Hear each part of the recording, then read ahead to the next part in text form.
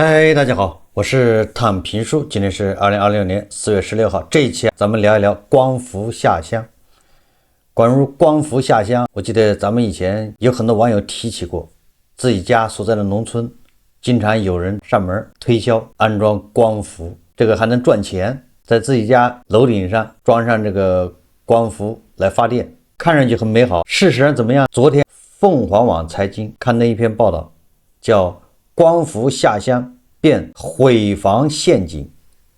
農戶拉閘維權，反被公司威脅起訴。我想說的是，叫請神容易送神難。你家裡裝上光伏，你以為能賺錢，但是最終你被套牢，這是一個陷阱。所以我們今天一起看一看鳳凰網財經它是怎麼說的。它是一個實地的一個報道，當然了，這裡面的主人公那都是化名。我们看一看它裡面有多少個坑。所謂的光伏下鄉，所謂的惠民造福農民，不過都是一個又一個的陷阱。在連續3個月漏雨之後，家住山西的小霞終於決定要把對自己家屋頂的控制權奪回來。2025年8月，他快步繞到屋後，找到掛在牆上的白色光伏並網電箱，打開箱門，裡面是密密麻麻的線纜與儀表，沒有遲疑。他抬手將3排開關全部咔的一聲搬了下來，隨後長舒了一口氣。不遠處的逆變器屏幕瞬時熄滅，爆出低的警示音，宣告他的暫時勝利。光伏電表上的數字停止滾動，一切都安靜了下來。但這個只是大戰前的暫時的寧靜，這個安靜不會有太長的時間。鳳凰網財經報道，他說小霞再一次仰頭看向這座農村自建房的斜坡屋頂，88塊深藍色的長方形光伏板緊密的鋪排，下緣露出紅棕色弧形的陶土網，一片壓着一片，檐口之下數根向外伸出的鋼筋混凝土挑樑穩穩托住瓦面。這也是民間建築智慧，能夠讓屋檐撐得更遠，防止雨水沖刷牆面。在每一根挑樑的端頭都刻有一個福字，梁上有福，家宅平安，是北方鄉村代代相傳的樸素祈願。遺憾的是，當他們接觸到光伏之後，這些祈福自動失效。自從小霞的公公在2年前被誘導安裝戶用光伏板後，小霞家的屋頂不僅防不了雨，還時不時掉落水泥塊，讓人擔驚受怕。也就是安裝屋頂的時候，光伏頂的時候恐怕出了問題，屋頂上動不动還往下掉這個水泥塊，這誰受得了？但這些對小霞來說，房子是全家人的庇護所。他所感受到的是，這小小的一方天地，一旦被光伏公司盯上，就淪為了純粹的安裝場地。為了這潛在的價值，處處可見誘導、欺騙、粗暴施工，合同一簽就是25年，跟按揭貸款一樣，錢沒拿到多少，風險全背身上了。出現問題後，他打了2個月的運維電話，始終無人問津。合同條款全是保護公司、約束農戶的，我們甲方沒有任何主動權，只有弱勢憋屈。在替公公拉下電閘的那一刻，最憋屈的甲方靠違反合同約定找回了一點作為房屋主人的權利，但一場拉鋸戰才剛剛開始。你的屋頂由不得你做主。小霞的家在太行山腹地，溝壑縱橫的山脊將遠方吹來的水汽層層攔截，降雨相對稀少。然而現在夏天卻成了他最頭疼的季節。2025年5月，在外工作的小霞和丈夫回到老家，發現屋頂上多出這些光伏板陣列，一問才知道，公公獨自在家時，有業務員上門推銷宣傳，並租用了自家屋頂建造光伏電站。眼前的景象讓小霞產生了不好的預感，她趕緊踩着梯子爬上閣樓查看情況。此時一場大雨剛過，天空已恢復乾爽，但樓閣裡依然彌漫着灰塵和潮氣混合的嗆鼻氣味，水漬侵蝕了天花板，在牆角留下一灘渾濁的積水。屋頂因光伏施工毀了，也就是施工的時候恐怕屋頂遭到破壞，那就是不隔水不防水了，雨水渗下来。此後每逢大雨，阁楼裡就滴滴答答地響個不停。有一次雨下得急，水珠連成3根银線，他不得不拿家裡的最大的塑料盆來接水。那这個當然對房屋的質量，對居住的安全，對不對？也容易導致漏電、腐爛加快，也容易導致失火。他多次給光伏安裝運維方打電話，電話那頭總是各種推脫，不願上門查看。即使在他拉閘後，有人來進行了3次簡單維修，漏雨情況也未見改善。春節前後，一場大雪壓在布滿光伏板的屋頂上，加劇了問題。積雪消融時，開始有拳頭大的水泥塊從屋檐墜落，在駐地的一刻碎裂，讓全家人感到後怕。當然了，不光是這個小霞，在太行山深處的小霞被光伏毀了房子的，還有生活在湖北恩施大山裡的王千月。他老家原本有一間木結構瓦房，因屬危房被拆除之後，一家人住在政府提供的安置房裡，已有5-6年時間。2025年9月的一天，光伏安裝工人在他的安置房房頂施工，伴着電鑽與金屬切割碰撞的叮咣聲，很快便立起了45塊光伏板。一直到傍晚，王千月回家查看，才發現屋頂被毀了。屋頂上打了10來個孔，其中6個孔已經將原本的鐵頂棚完全打穿，有個孔甚至赫然打在鋼筋梁上，把混凝土崩開，裡面的鋼筋裸露出來。也就是這個叫暴力施工，那你這個屋頂一損壞，雨水它就會沿着那地方滲進來，從孔洞滲入房間，淋濕了正下方床上的被褥，床邊簡陋衣架上隨意掛着的衣服也被打濕。隨後又是幾場雨，足足漏了半個月，導致房間牆面上始終濕漉漉的。直到今年3月，鳳凰網在現場查看時，依然能聞到明顯的發霉氣味。王千月告訴鳳凰網，他聯繫安裝光伏人員，要求對方來處理。電話那頭要麼說是沒車，要麼說路太遠，總是有各種各樣的理由來推脫。有一次好不容易派人來，也只在孔洞處貼了張膠紙，該漏雨的地方照漏不誤，那貼一層紙，貼個膠布有什麼用？王千月的兒子正上初中，平時住校，只有周末回家。一進門看見屋裡狼藉一片，樓板上盡是窟窿，小臉兒即刻沉下來，不願再住下去。王千月只好把孩子送去老家兄弟的平房裡暫時安頓，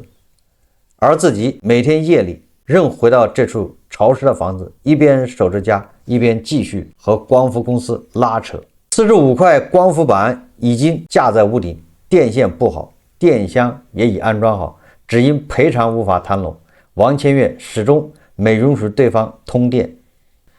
一切都停擺。受同樣困擾的還有家住河南的森和屋頂的光伏板已經安了3年多，從去年8月開始出現漏雨問題，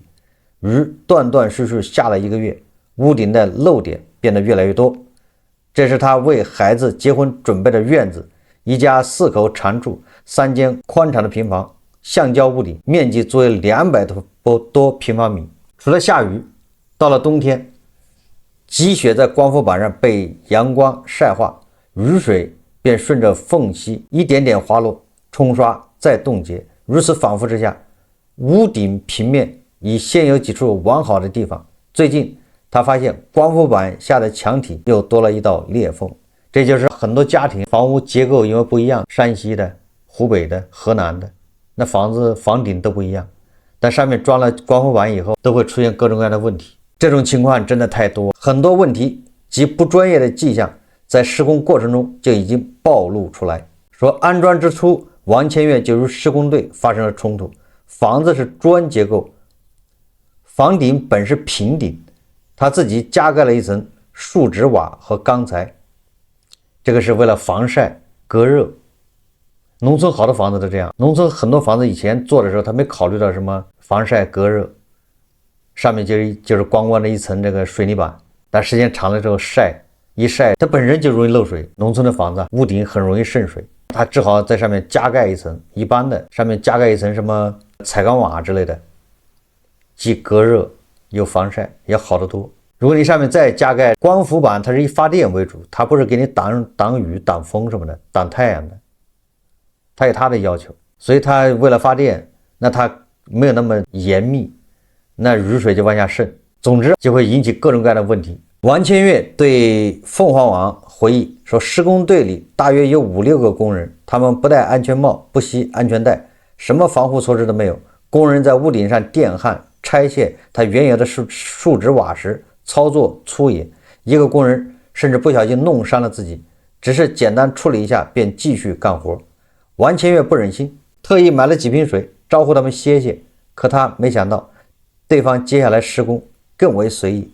根本不把房子當回事，粗暴施工。对此，施工方湖北省恒字建築科技有限公司相關負責人對鳳凰網回應稱，他說安裝光伏導致屋頂漏雨，主要原因是安裝時用的膠屬於熱脹冷縮材質，通常要經過1個夏天才能檢測出是否漏雨。出現漏雨，我們都會上門處理，质保期為1年。說期間反复漏雨，我們也会反复維修。你說為了裝這麼個光伏，導致房子漏雨，你受得了嗎？至於穿孔問題，該負責人表示，安裝進場前都會和農戶溝通，安裝房頂、樓頂頂層厚度有限，打膨脹螺絲可能會出現表層脫落甚至打穿的情況。農戶一般都表示同意，出現問題我們也會負責恢復，但部分農戶前期同意，事後又反悔，就容易引發糾紛。這個也很多人不知道，這個農民自己蓋的房子，它跟城裡的房子不一樣，而自己的圖紙也沒有图紙，都是找師傅來施工，頂層厚度、牆厚度那都是比較隨意，家家戶戶的不一樣。這種情況真的太多了。屋頂光伏推廣業務員林陽對鳳凰網說他說林陽介紹，早期的陣列式互用光伏呈單斜坡狀，板與板之間存在縫隙，這種設計的天然缺陷在於雨水會直接穿過縫隙澆在屋面上。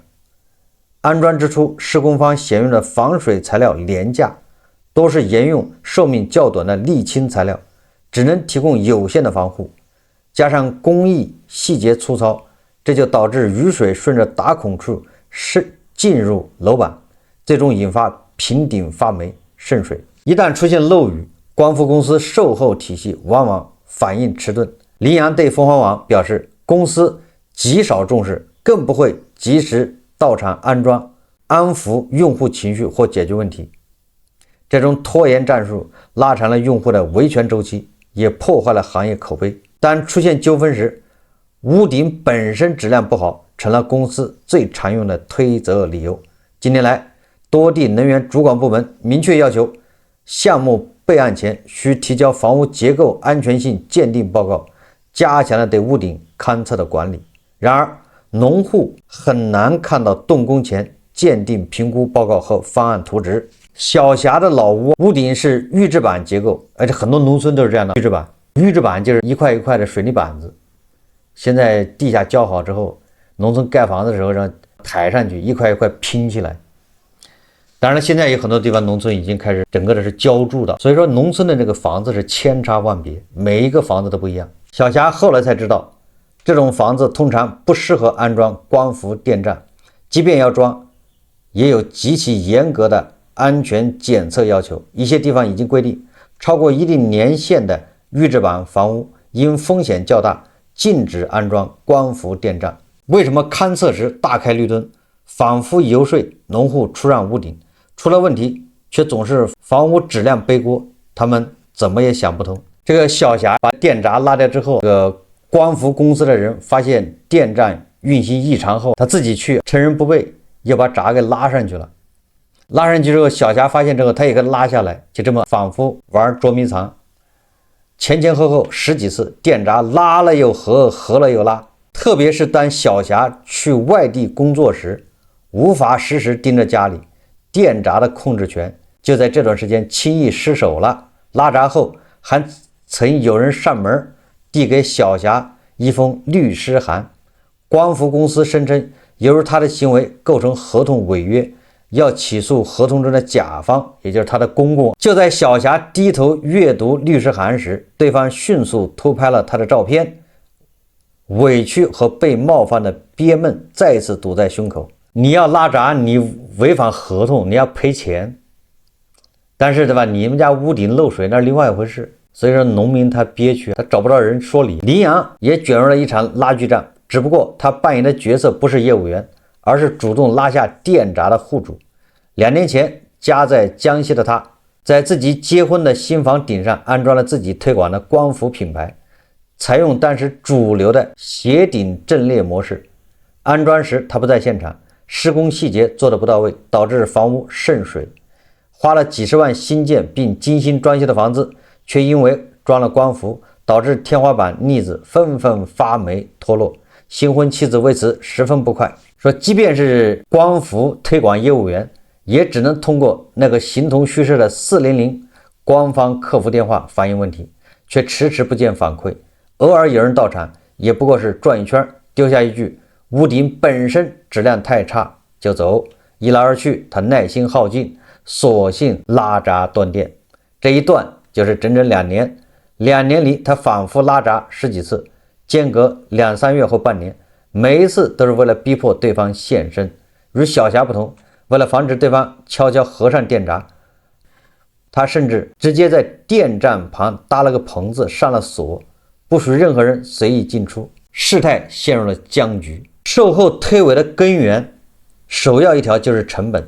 林陽告訴鳳凰網說，一般而言，光伏品牌方會在某地設立項目公司，電站建成後便轉賣給另一個資方，品牌方隨即抽身，安裝公司可能做完了今年拿錢跑路，後續的事全不管了，而後續運維由資方外包，農戶只能聯繫一個官方電話，反饋的問題永遠沒人跟進，最終不了了之。承接區域運維的公司人手有限，報酬很少，面對需要重做防水甚至拆除重建的大工程，高昂的成本讓他們根本無力解決。林陽說，上報給公司高層也沒人會在意，問題便在層層推諉中被無限擱置。從合同角度來看，農戶單方面中斷設備運行構成違約，導致發電收益損失，公司可以依據合同中的違約條款向農戶主張賠償。你看看，合同是明顯有利於安裝光伏這一方的，不利於農戶。農戶要依法維權，切不可採取錯誤的救濟方式，導致自己被索賠。你把電閘拉掉了，你還要賠錢。這個律師建議說，房屋漏水後，農戶及時固定證據，對漏水點、受損牆面、家具等進行全方位拍照和記錄，通過微信、短信和快遞郵寄等書面形式向光伏公司提出維修要求，並保留溝通記錄。在光伏公司拒絕維修的情況下，可以向法院提起訴訟或申請調解，而非自行斷電。你看，也就是你自己拉閘斷電，那你是違約了，你要賠錢，你只能通過正當程序向光伏公司索賠。那你說這活農民幹得了嗎？農民要能幹這活還是農民嗎？農民有這素質的，有這水平，能處理合同上的糾紛，能固定證據去起訴，這還能叫農民嗎？曾和發現，找各方解決問題的最後總會繞一圈回到合同上去。他輾轉打了幾串電話，皮球踢回當地代理商，代理商提出屋頂損失的責任要分開承擔，代理商承擔2/3，曾和承擔1/3，理由依然是屋頂質量有問題。後來他才知道，也就是他再把合同研究一遍，自己當初簽的合同並非对方聲稱的屋頂租賃，而是合作開發模式。你看看，你說農民能看得明白合同？他嘴上跟你說的我是租你這個屋頂，我把這個光伏設備鋪上去，1年咱們怎麼分，嘴上說这是租賃，但實際上它是一種合作，你出屋頂，我出設備，我們倆合作。你說這個性質就變了，的屋頂我出的設備，我們倆合作開發，那你出的屋頂有問題，那是你的問題，你是農戶自己的問題，對不對？你出了一個劣質的屋頂給我，我沒找你索賠就不錯了。你看看陷阱就出來了。你說農民能看得明白這玩意兒嗎？這套路太深了。他記得當初業務員只是拿了一些資料讓他配合刷脸，並辦了一張工商二類卡，其他細節語焉不詳。直到屋頂漏水後，他才在維權過程中從一個 APP 裡查到合作開發光伏電站的合同，出資方用他的名義在發改委和電网公司辦妥了備案手續。他找到當地電网詢問備案資料時，才發現備案委託書上有他的姓名電子簽章，可那根本不是他的字跡。他不理解，既然是合作開發，收益理應有他一份，可實際上他只能按照最初口头約定拿到每塊光伏板的固定租金，收益沒能共享。如今卻要他為屋頂的損壞分擔責任，也就是你看責任劃分這塊他們是合作開發，但是收益這塊又不是說46分37分，這所有的光伏板產生的收益不是的，收益这塊也是每一塊光伏板固定的，一塊板就給你多少錢，也就是你的收益是有天花板，是固定的，但是你承擔的風險是無限的。這種合同陷阱，農民怎麼可能看得出來呢？只有出了事，打了官司才知道，哦，原來是個陷阱。而像小霞那樣純粹的屋頂租賃合同，也並不讓人省心。他告訴鳳凰網，公共同樣是在不知情的情況下簽了一份電子合同，在業務員推銷時只給他看過一份極其簡單的紙質安裝協議，在安裝過程中又拿出手機讓老人刷臉簽字確認安裝流程，老人照做，完全沒有注意屏幕上一閃而過的具體內容。直到處理漏雨問題時，小霞才發現這份電子合同，而其中條款讓他心頭一緊，若欲拆遷要由公司去談判電站拆遷事宜，如果獲得賠償，甲方只能得到10%的補償款，公司可隨意轉讓設備，戶主要負責常年保管看護光伏板，如果光伏板出了問題，戶主需要承擔違約賠償，而因電站施工造成了房屋漏水及損壞，乙方僅負責維修，不涉及任何賠償。非乙方原因導致的項目屋頂破壞或漏水等情況，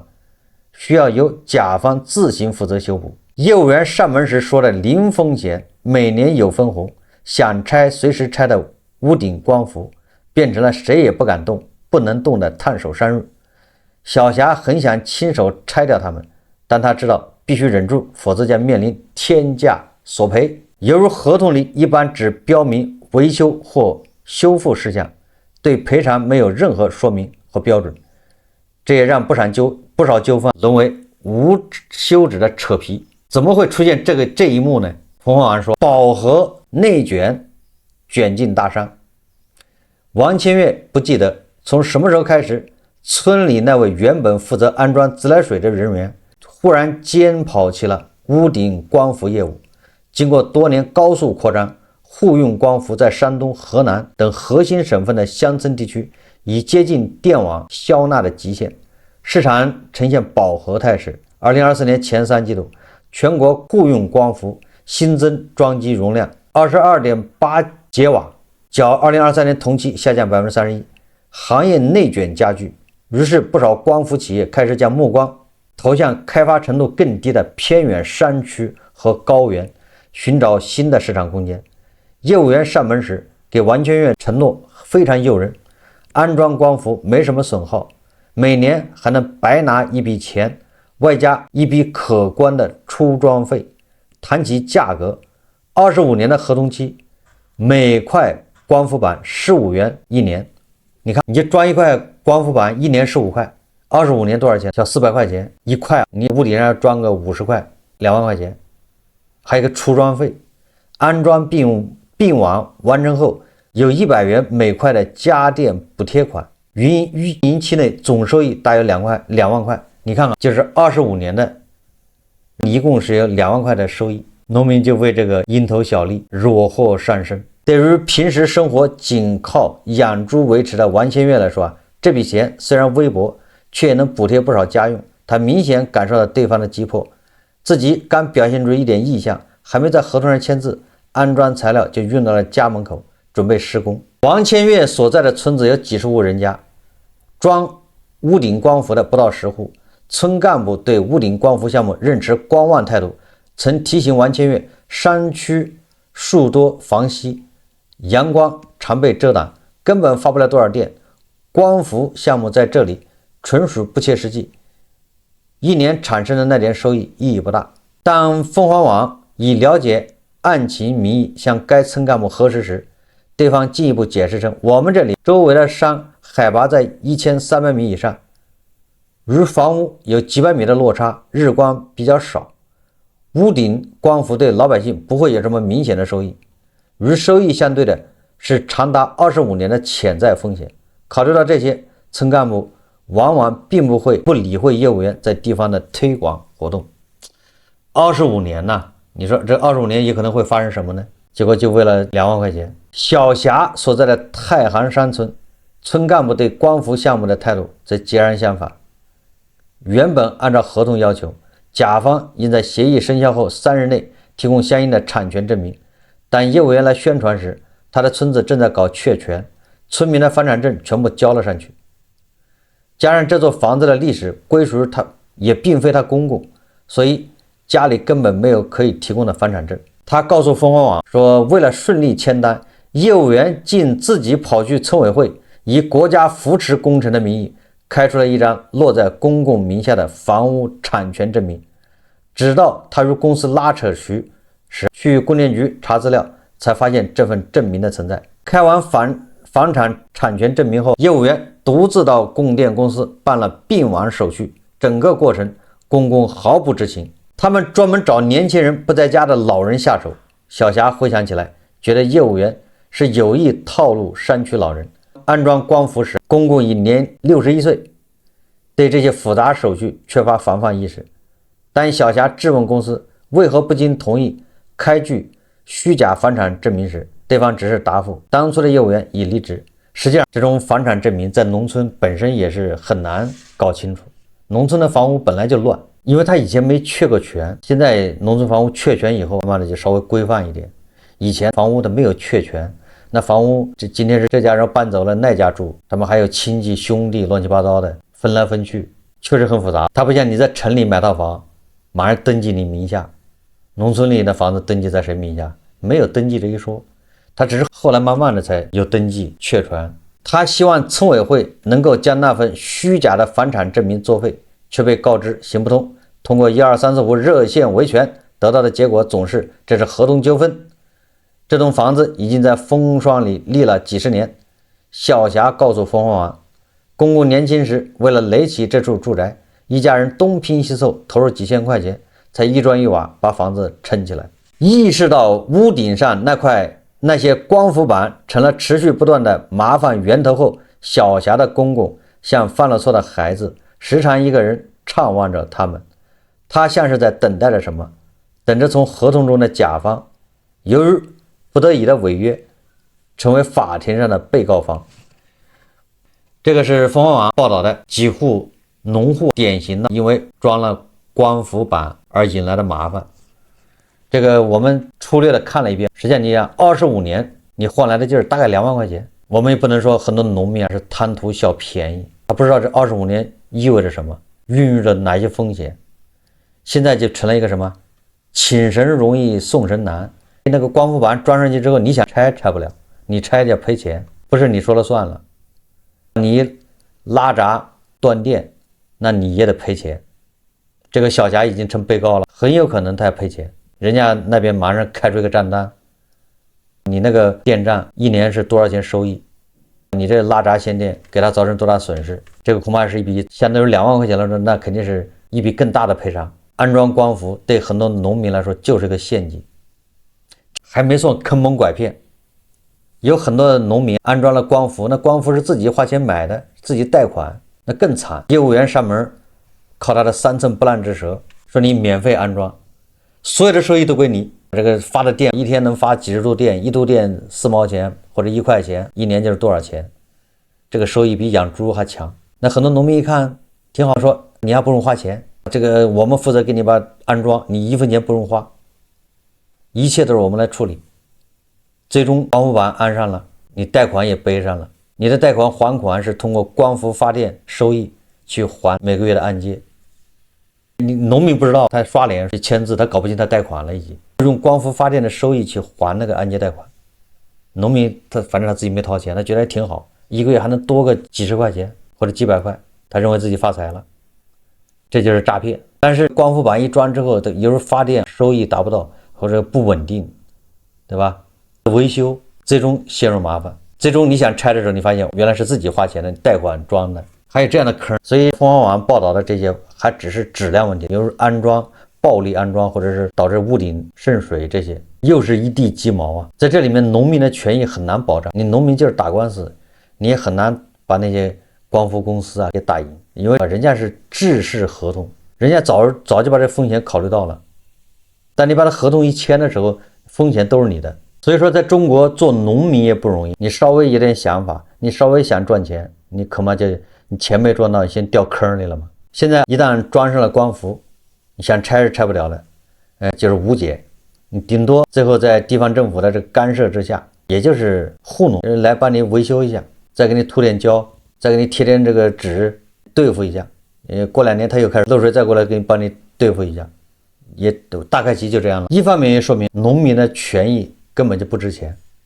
很容易的以極低的價錢就這麼賣出去了，